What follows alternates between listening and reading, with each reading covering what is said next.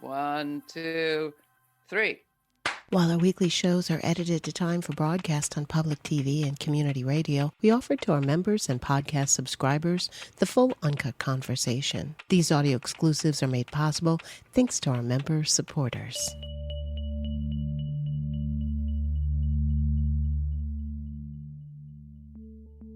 Our guest today, Donna Haraway, saw our future before we did. Decades before AI and climate crises were shaping our realities, Haraway, a visionary scholar and provocative feminist philosopher and scientist, was already telling us something very radical, namely that we were never separate from technology, never separate from other species, never separate from the planet itself, and that our survival depended on understanding those very things. Are we self or cyborg? How do technologies shape power and resistance?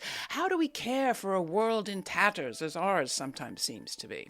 Donna Haraway helps us think about all those questions and more, but most crucially, she urges us to think generatively, and as often as possible, together.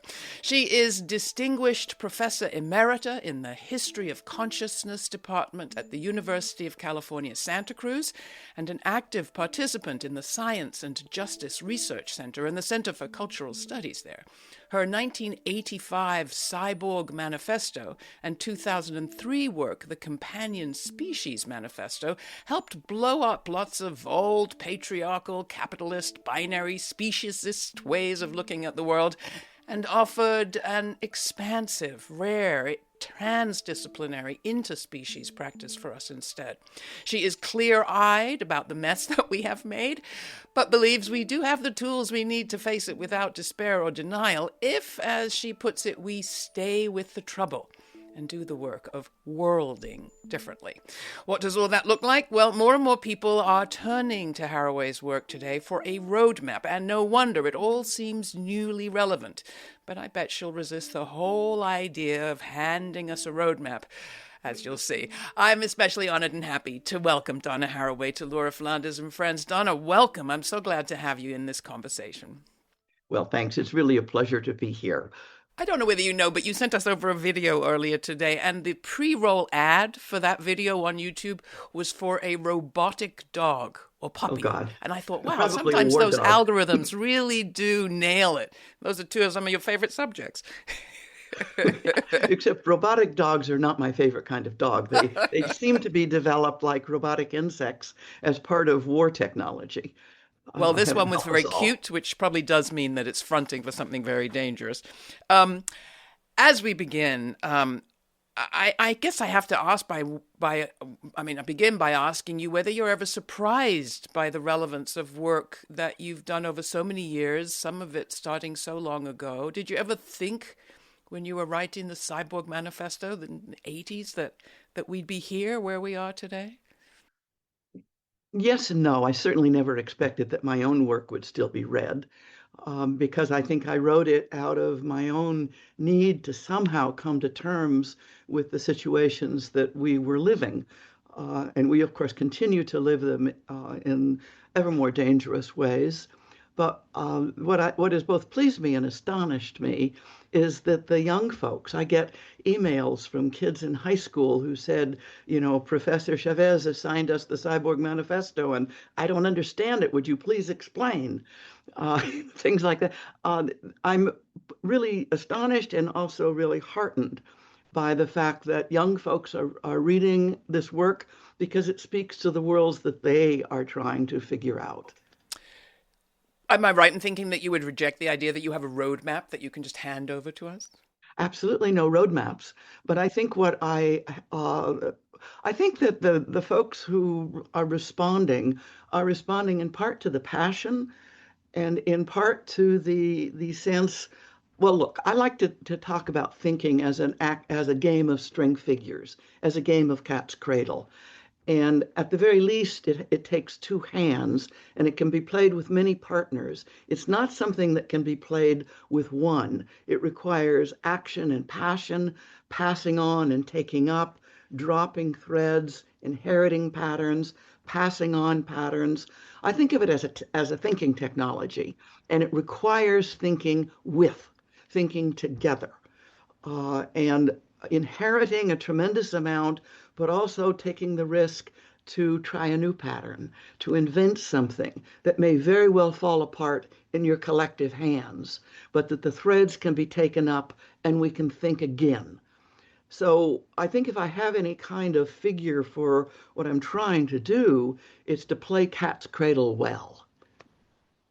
Well, I have to say, I fear that the cat's cradle approach is not dominant in this moment of ours, to put it kindly. Instead, we're getting no end of kind of binary options, top-down solutions, magical answers to complicated problems. And I wonder which of the stories that we're telling ourselves now so loudly is the one you think is most dangerous today. Well, first, a slight addendum to that list. We also get plenty of network thinking, but I think of that as a very different practice from that taking up with each other the threads of our lives, multi-species lives, and trying to find what makes us flourish in living and dying better, which is very different. We might well use digital tools. I'm not against networking and network theory and systems theories, but the kind of thing I'm proposing is not the network thinking that itself proposes itself as an alternative to binary thinking, but is in many ways simply a repetition of it on many kinds of layers. So you had a different question. Well, my question was really about those sort of solutions we're being sold that seem like the very opposite of the kind of thinking that you're talking about. I mean, solutions like, I don't know, a wall, a boundary, a war, this will save us. Not to say fascism. Well, so my question was, what do you think is the most dangerous of the stories we're being told today? Well, I think the most dangerous of the stories, which is a complex story cycle, is the story of authoritarianism and the division of the world into friend and enemy, and the production of others as killable, as those to be despised.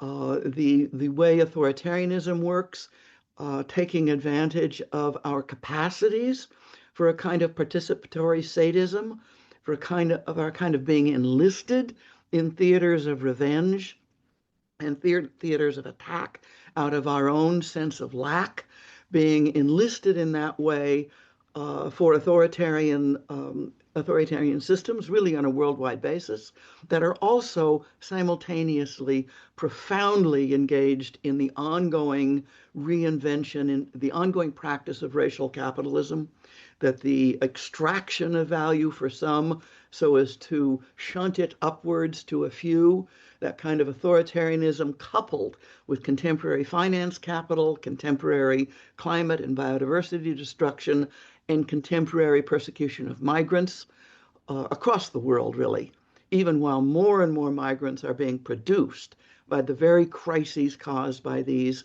systems of extraction of value. That's the greatest danger.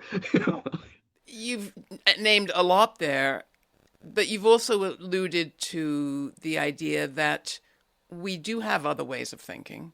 Oh, yes. And there are some people that are looking to technology to help us with that thinking. And that seems another situation where we have a kind of half the people I know terrified by technology, meaning artificial intelligence and generative AI, and the other half like very excited that this is going to be the tech fix we need. Well, I'm kind of a both and sort of girl. I got that feeling. My friend in France, Vincent Desprez, who's really a marvelous thinker, a psychologist, and ethnographer, gave me a way of saying that to work by addition and not subtraction, to work by attunement and discernment and not condemnation.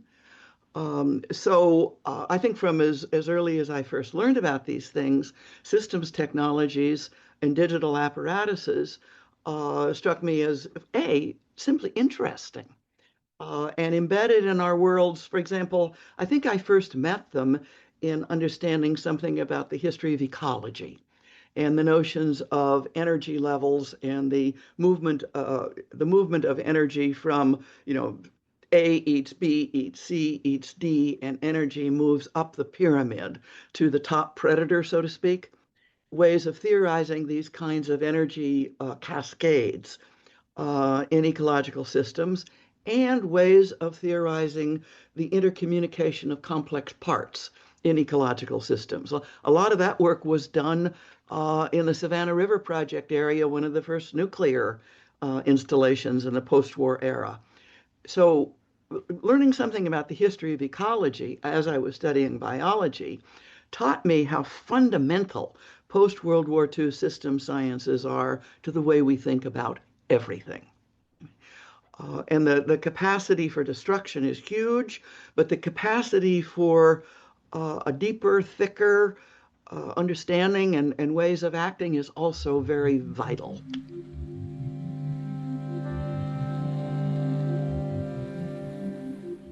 In the Cyborg Manifesto, and also in the Companion Species Manifesto, you urge us to understand our own selves differently. Can you elaborate on those ideas and how you think they connect to this moment?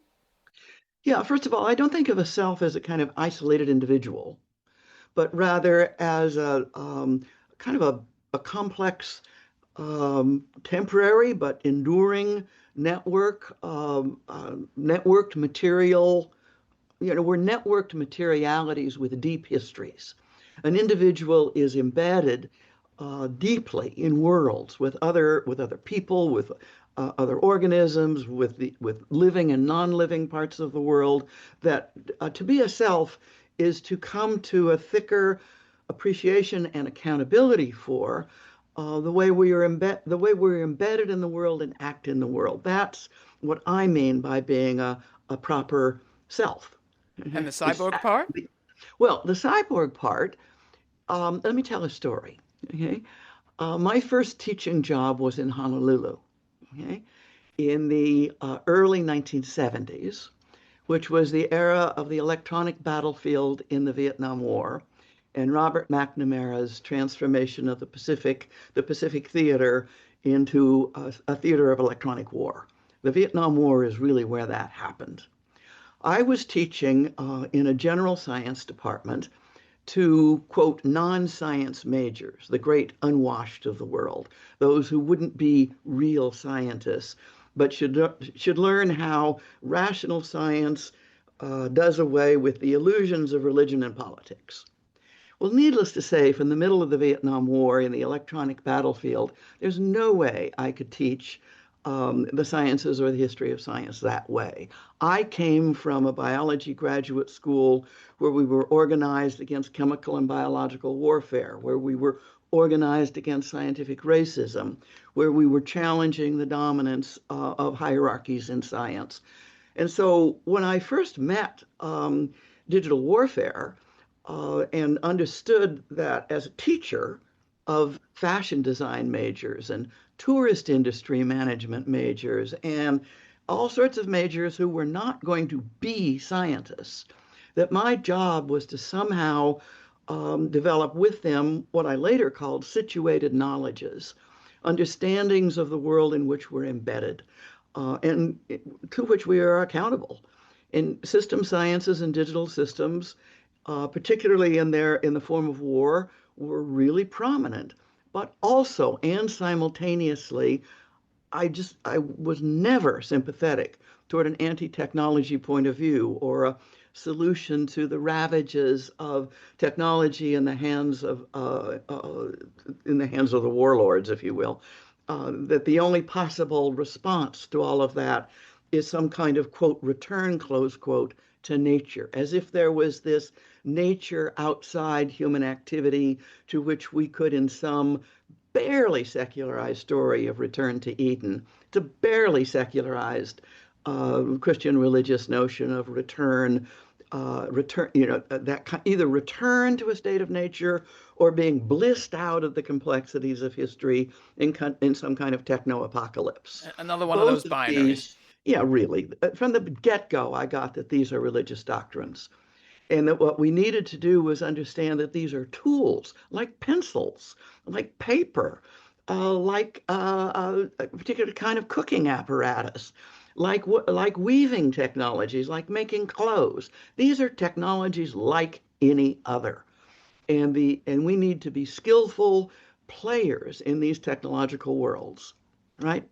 And at the same time, you've also blown up our own sense of our bodies. I mean, I think I've one of the things I've gotten from your work is this sense of we are actually more tech than we realize. I'm not just talking about tooth implants, although those are always on my mind, but glasses. I mean, as people talk about neural implants today, that's not what you were thinking about 30 years ago, but you were thinking about other technologies that we've come to think of as kind of natural. Well, yes, for sure. I mean, my little fancy new hearing aids, for example, they have a kind of sound technology completely unavailable 5 years ago. And I'm definitely benefiting from that, and I want better hearing aid designers. But that which we apply to our bodies or stick into our bodies and become integrated with various kinds of digital systems that way was not mainly what I was referring to. Rather, ask the question, what's an organism? Well, the organism is theorized from the late 18th century through to the recent past. Then you could say, in a radical sense, organisms are no longer interesting objects of knowledge for anybody, but I'll get to that in a minute.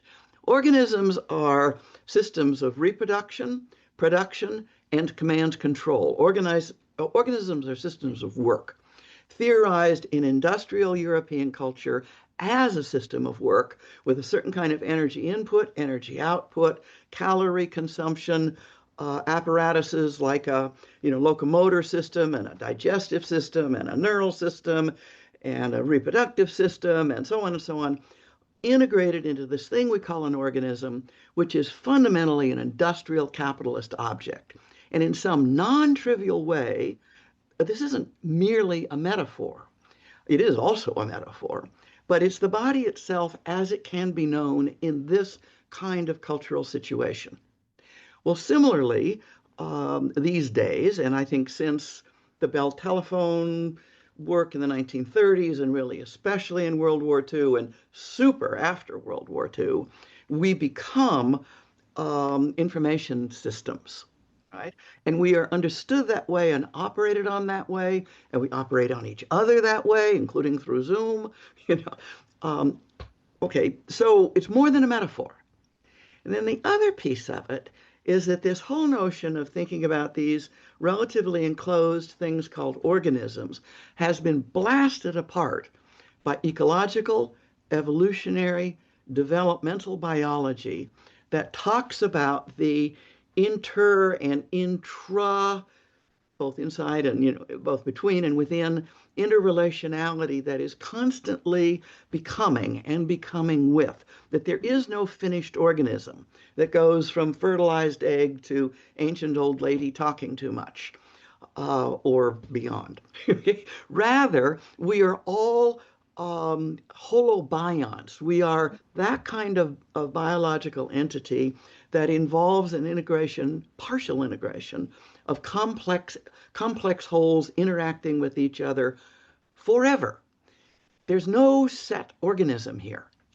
So why do we have such a hard time absorbing that and thinking about life in that way? Because it does, you're not the first. I mean, traditional African languages, many of them have that sense of belonging. There's that Ubuntu statement, Right. we are, I am because you are. The sense of collectivity is something that, as you point out, was very clear and popular coming out of the in the second half of the last century, and yet we have come here to a time which feels more authoritarian, more capitalist, more individualist, and more lonely Yeah.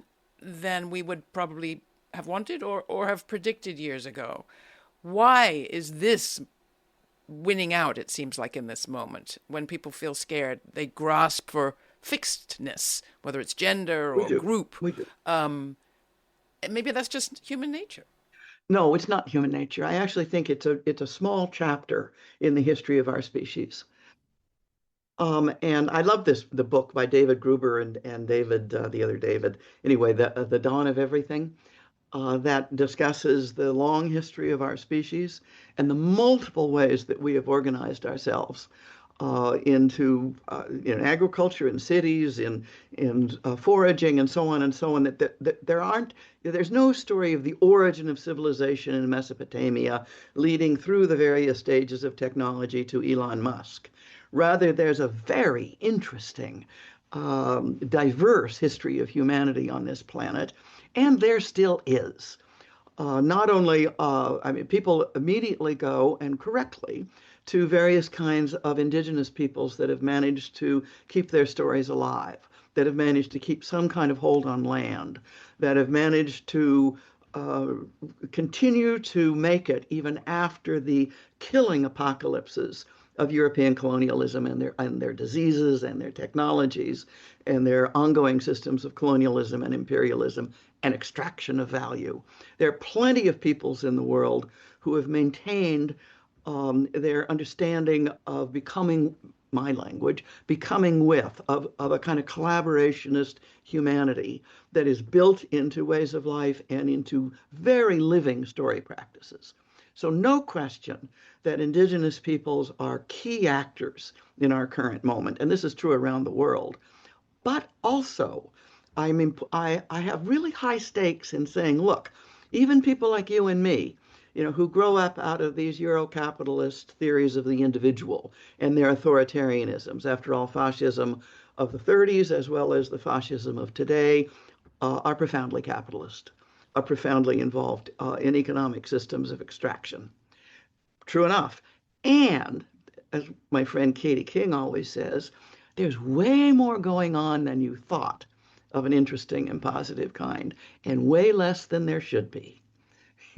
So, both of us, I think, could probably come up with all sorts of examples in our own lives of communities that are vital and that matter and that are really saying no to the contemporary authoritarianism pretty powerfully, really. You're singing our song, of course, here at Laura Flanders and Friends. We're all about telling some of those quieter stories more loudly and maybe critiquing exactly some right. of the loud ones. You, in your book, Staying with the Trouble, talk about what that might mean. And you talk about something rather than a reactiveness or a responsibility, which I love. Yeah. How are you seeing that in practice? And how are you practicing that kind of responsibility? The cultivation of the capacity to respond. That we don't have a list of ethical rules. We have a capacity that needs to be enlarged to respond, to make living and dying better. So not a checklist of people that you can agree with and disagree with, depending That's on right. where they Neither stand a on things? checklist of people nor a checklist of principles. I think of principles as sort of useful tools, maybe a little like a computer, but not the name of the game. The name of the game is cultivating that capacity to respond vitally, to be open. I love that Holly Near song. I'm going to grab the words for a minute. The first verse of Holly Near's song that she sang after the murder of the first gay mayor of San Francisco at the memorial for his, she sang, "I am open and I am willing. To be hopeless would seem so strange. It dishonors those who go before us, so lift me up to the light of change." I have this right by my desk. So what am I doing? Or what are we doing? I think there are two things in particular that I care most about now, in this year, in this period that is full of intensifying danger. One of them is education and the situation of universities, and the other is immigration and the situation of migrants, both in my town. So with other colleagues, I've helped organize on campus across the divisions, a kind of stand-up coalition that joined with the lawsuits against the demands of the Trump administration that has been, ordinary political activity, letter writing, lobbying boards of trustees, lobbying chancellors, developing solidarity in your own with the union, getting more people joining the union, getting more people taking action in lawsuits, joining in lawsuits, supporting our lawyers, making sure our students aren't lost in the shuffle because they're the first to suffer, telling stories about holding on as well as stories of damage. So I've been organizing with my colleagues in stand-up.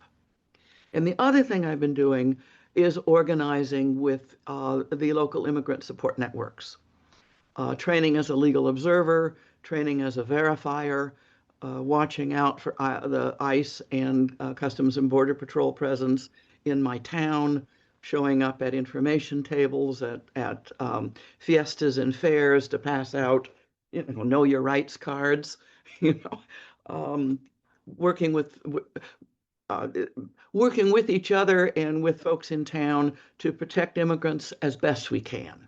It all sounds a little bit like making kin in the way It's that very you've much talked about about making it. kin. And it's about making and strengthening kin that aren't biological kin overwhelmingly. I have nothing against babies. They smell almost as good as puppies, but not quite. Uh, and all my kids are haploid, which is good. I love kids. They go home with other people. This is a good thing. Anyway, I'm being facetious. Yes, it's absolutely about making kin. And it's about trying to see what's going on in your own community, which is both your own community has different layers to it. There's the neighborhood, the town, the state, so forth. But I live in Central California in a very multi-ethnic community with very deep histories.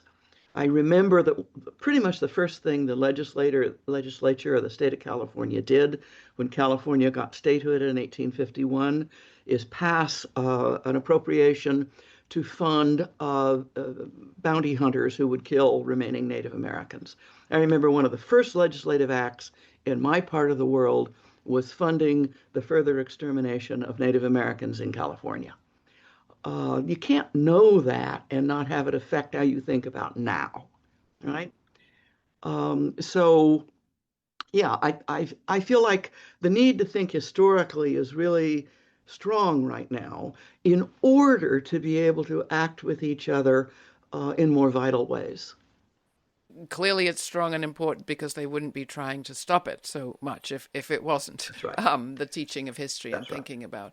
And Uh, as you know, the federal government is threatening to make people who do legal observation and verification they're threatening to charge us with obstruction of justice, which is a felony. This show is made possible by our viewers and listeners, not corporations or advertisers. So join our member supporter honor roll by going to lauraflanders.org/donate to contribute. That's lauraflanders.org/donate. Thank you. Coming back in a way to your students and to this experience, one of the things we've been trying to convey, or we've been hearing from a lot of our guests on this program, is the importance of communicating the joy that comes from working with others in resistance movements, in creative acts of refusal, of partnering, as you've said, with making strange partnerships, unusual new partnerships that enrich your life. And I again have a question for you as somebody who works directly with young people or has for many years. It's like, how come this is hard to communicate? Why are so many so scared of getting involved? Um, I think the dangers are real. That may be the first thing to say, and they're more real if you come from more vulnerable populations. That if you get arrested, there may be no income to help support your family, or if you can't get a job, all of the money that all of the work that your family did to make it possible for you to go to university. I think So there's some real dangers for sure, depending on who you are. risks are not equal. And people are scared of standing out. They're scared of being punished. They're scared of losing something, even if they aren't exactly sure what that is. But that said, I have to say, I've been teaching more or less nonstop since about what, 1970, really before, because I was a teaching assistant at Yale when I was a graduate student. In fact, I taught Skip Gates in a biology and race class. That's where you Yeah. got it from. Since the late 1960s. I've been teaching since the late 1960s. And even though I'm technically retired, I still lecture and so forth. And overwhelmingly, the folks who come are young, and they feel electric.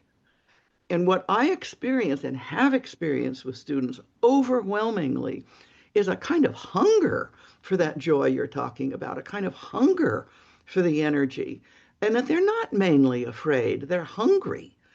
And they do take risks. I think the problem is sustaining that ability to take risk through, through a lifetime, finding the support structures that let older people take risks. Well, let me ask you about your support structures. And I guess where I was really going with that question but didn't go there was to have us all talk more about what we've gotten from the risks that we've taken. Yes. And one thing I would ask you is, how has your life been changed by kind of freeing yourself from being hemmed in by the binaries perhaps you were brought up with? And how have the structures that you've dared to build made your life different and joyful? Well, the short answer is friendship. That networks of friends, past and present, just make all the difference in the world. And they aren't always activist friends, though often we make friends from the kinds of work we actually do, right?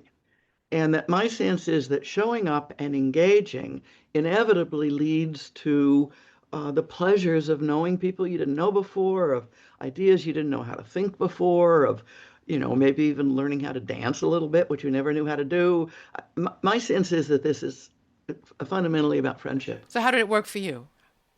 Well, because you were brought up Catholic, if I remember correctly. That's right. And I remained Catholic for a very long time, much longer than most of my peers, well into my 20s.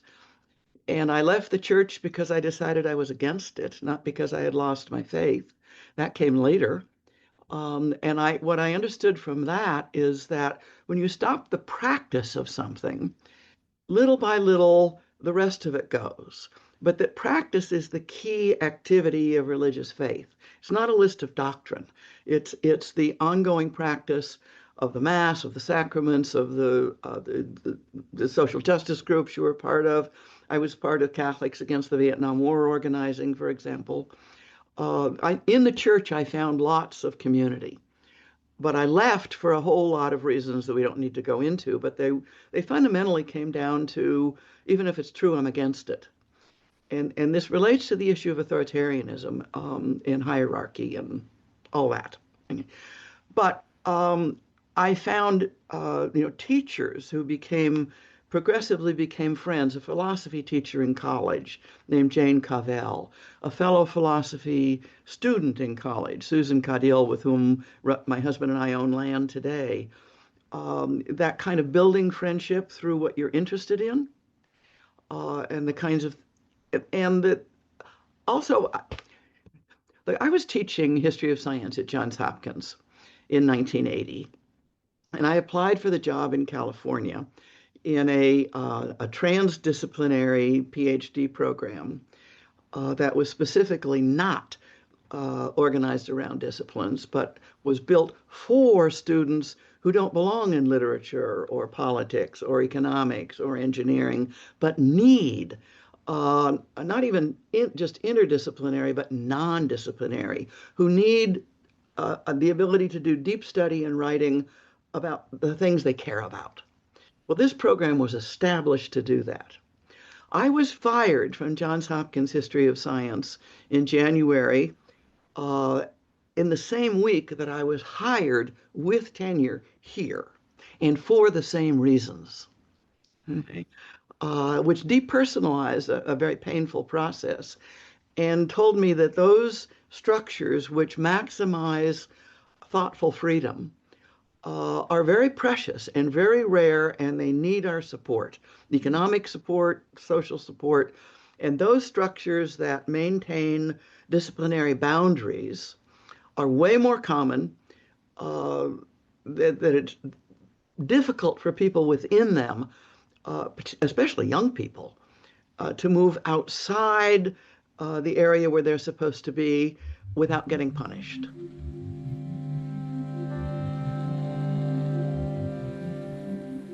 We're back to boundaries and binaries in a way. And when you mentioned trans, it made me think of how we are in a period of destabilizing what had been Yeah. thought of as a binary, even in the gender sense. Do you have a preferred pronoun? How do you think about gender in general Well, and your own? use she most of the time, and they some of the time, for a range of reasons. But look, my first husband was gay.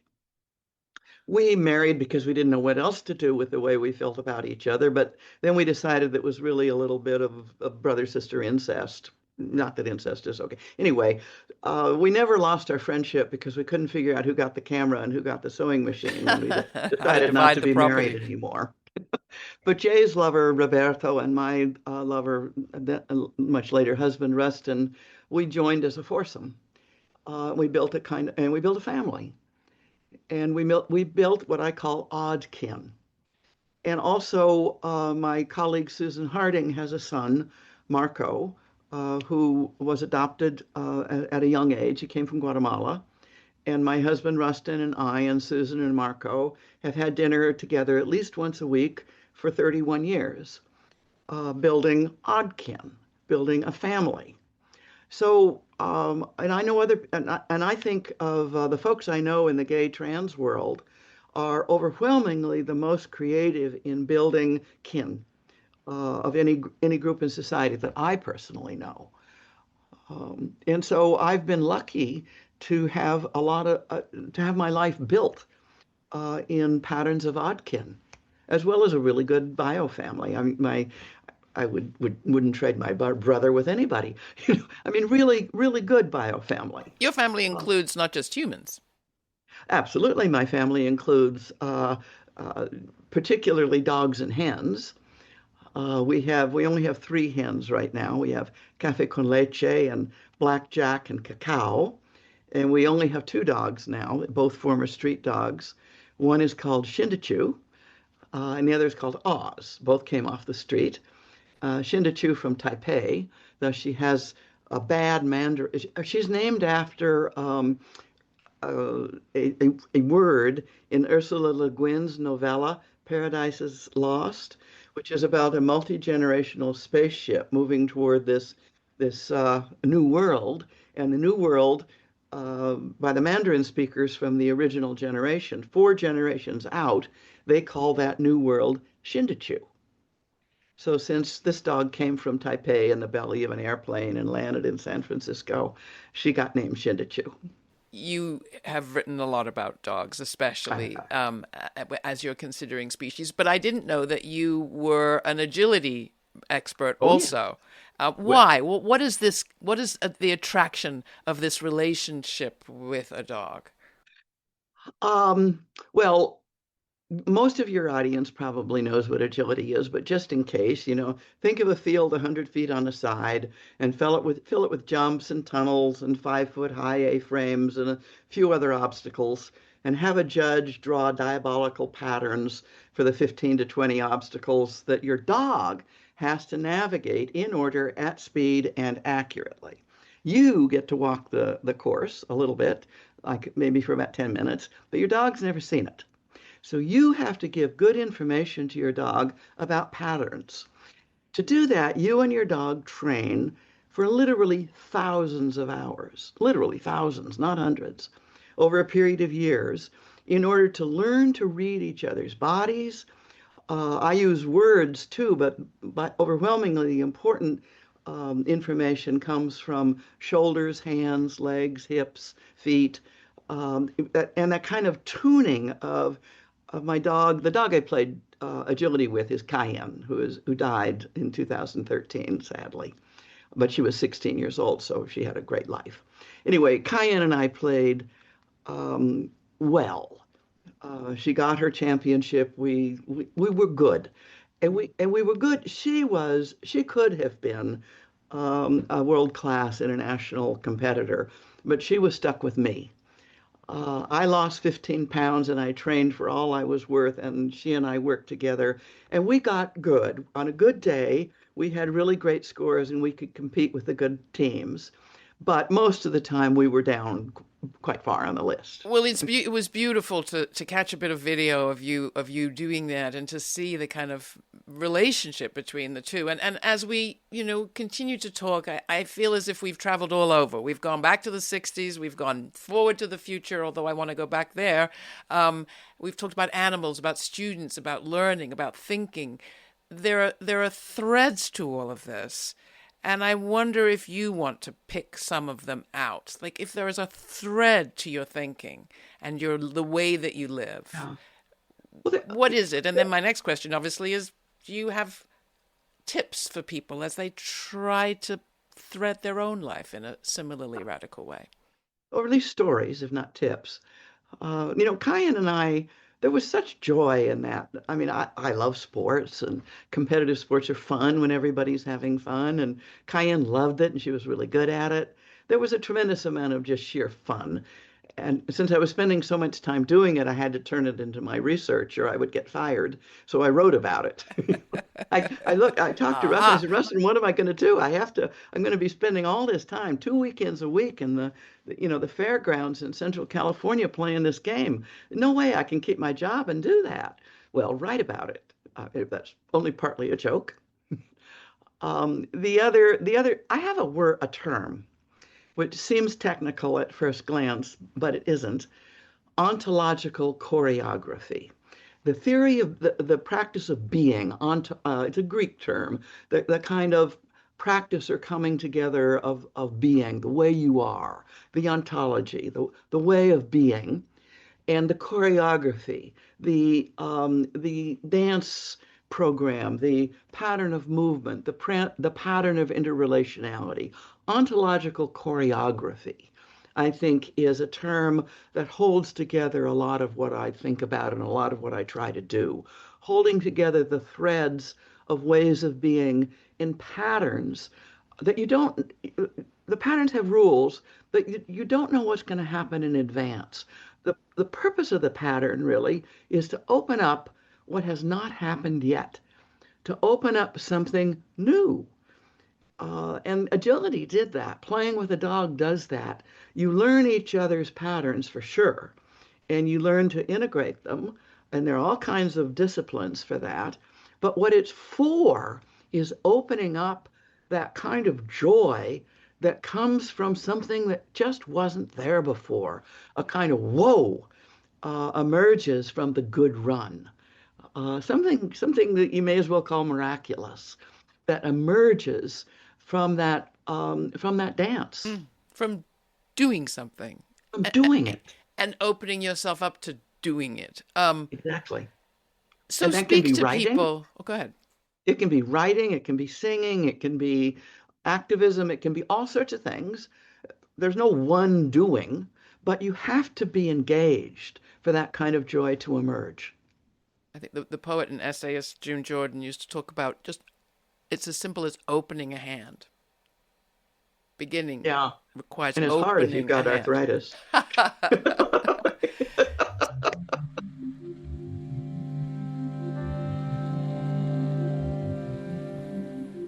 So your advice to people, I know that I'm using the wrong language for you really, but the story that you would share with someone who is perhaps feeling scared or alone, or terrified of tech, or terrified of the climate catastrophe they're being told is coming our way.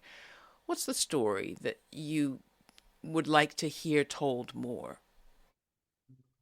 I think what I say in circumstances like this, because we're all in situations like this where we need to encourage each other, and it might be with a student, it could be with anybody, is to say, okay, just sit down for a minute and think about something that's going on in the world you know about, something you know about, that you want to say yes.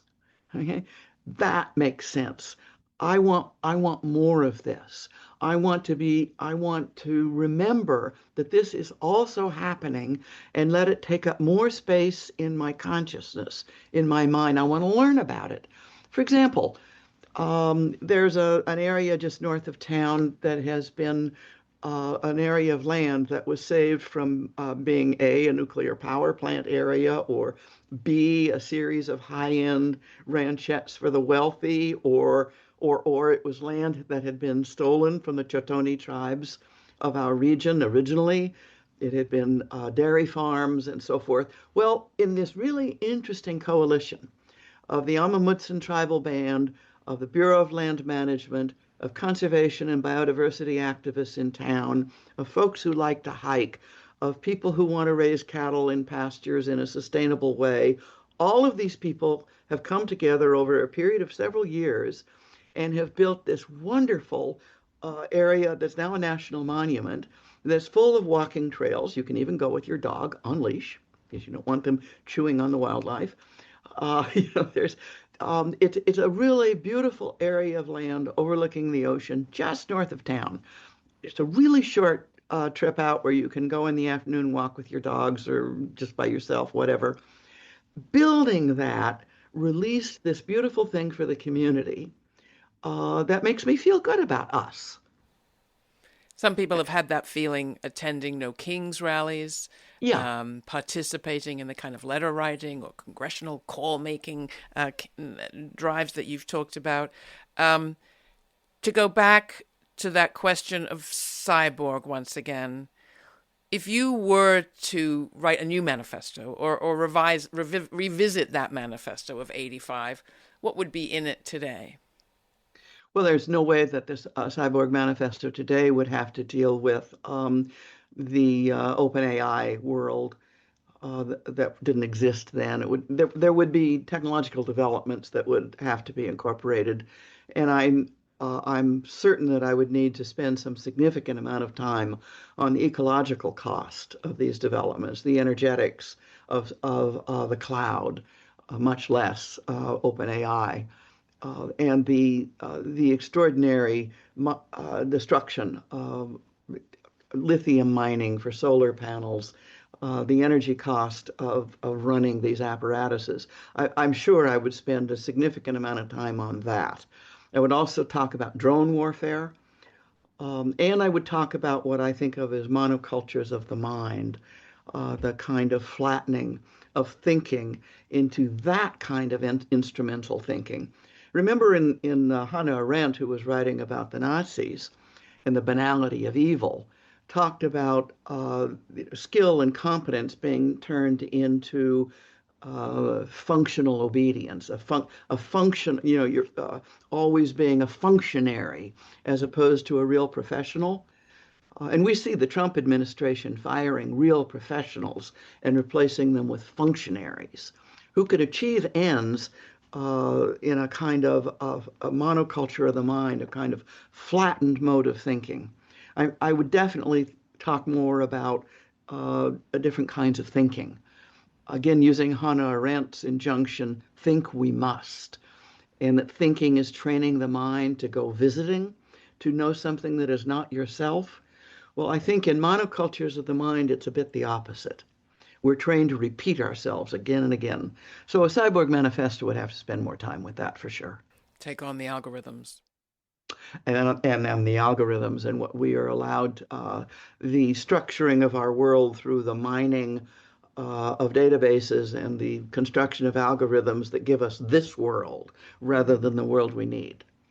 So finding the ways to build the world we need and say no to the world that we are given so easily. Sounds like some brain work, but with others, in With companionship, others, yeah. And with your dog. With your kin and your dog. So we close. The one element of now that we've perhaps understressed is patriarchy, and I named you as a feminist. Do you call yourself a feminist? Oh, yes. And what's absolutely. the feminism that you're most excited about in the world today? Well, it remains. I mean, the fight against patriarchy never ends. It's like cleaning the toilet. You have to do it every couple of days. So I think of the fight against the against against patriarchy and all that goes with it as the ordinary work that decent human beings have to do. But what really enlivens my feminism is that I simply love women. I love women and girls. I think women and girls are kind of amazing, not counting the fascist women and girls, although part of them is probably amazing too. But no, I think that feminism is an affirmative position in the world that affirms I don't know, all of the words are inadequate. Female is inadequate, but it's all of that and more. I think feminism is an affirmative. Uh, it's about living and dying well with each other, where women and girls are acknowledged and integrated and powerful. It's that. That's my feminism. I did think that we might not be still fighting this at this point. Wouldn't you think? No, really, wouldn't you think? We could at least have a composting toilet and throw all the patriarchs into it. Oh, well, but you just used that word compost. And I have to ask you about that because we've been talking recently on this program about the mandate to be useful and productive and functional and the critique of that we get from the disabled world. And you've critiqued it too with this fascinating use of the word compost. So when you say compost, what are you thinking about? Well, I'm thinking about my actual compost piles, but also what they have taught me. So that you can build bad compost piles that are really stinky and that are horrible, and you can put them in a place where they're just raided by raccoons who then eat your chickens. You can really screw up with compost piles. A. So you have to know something to build a good compost pile. But B, compost piles are a multi-species endeavor that turn waste into soil, that turn waste into nutrient, that take the detritus of our world and rework it, recycle it in a multi-species way to make something enriching. In this case, to help my onions grow. So maybe we could think of ourselves as, I don't know, maybe those mushrooms that you dressed up as not so long ago, Right. or as species that are capable of making something of this waste that we have also created. It's a We very do. Zen, very Donna Haraway kind of idea. Yeah, and also I learned from my Buddhist friends and the do no harm, that kind of emptying out and not always being productive, but allowing yourself to be and be open and be empty, all of that. And at various times I've been called a postmodern or a posthumanist or a post whatever, and I get grumpy and I say, no, I'm not posthuman, I'm compost.